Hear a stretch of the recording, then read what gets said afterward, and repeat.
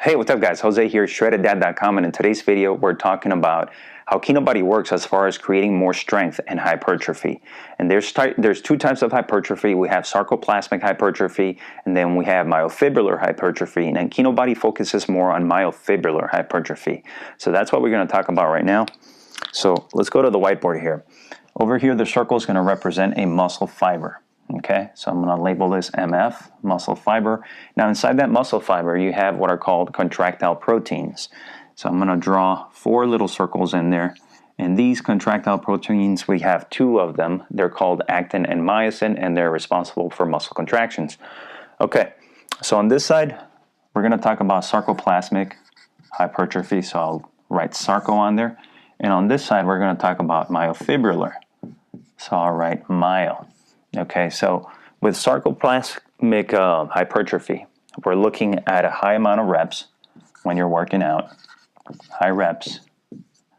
We're looking at lower weight as compared to myofibrillar hypertrophy, and then we're looking at a rest time of about 1 minute of rest time.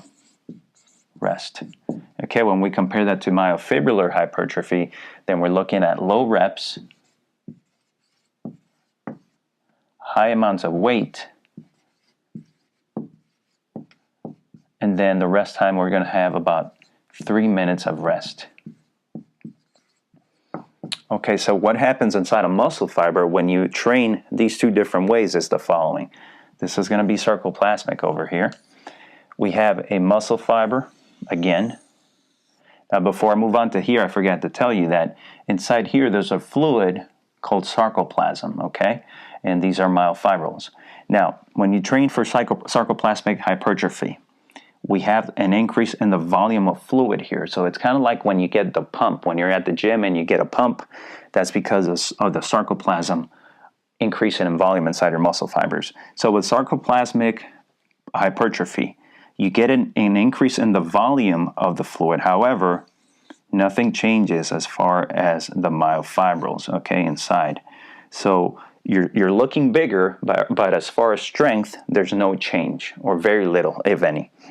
Okay, now when you compare that to myofibrillar hypertrophy over here, again we get the muscle fiber. Now what happens when you train this way, you get an increase in the myofibrils inside the muscle fiber. So you have more of these contractile proteins, and with that you're able to contract more, you're able to add more strength to your workouts, and at the same time you're going to have a little bit of sarcoplasmic hypertrophy as well, because these are never independent of each other. There's always a crossover between them two, but when you train this way, you're training specifically to grow more of these, the contractile proteins. And this is the way that Greg Gallagher trains.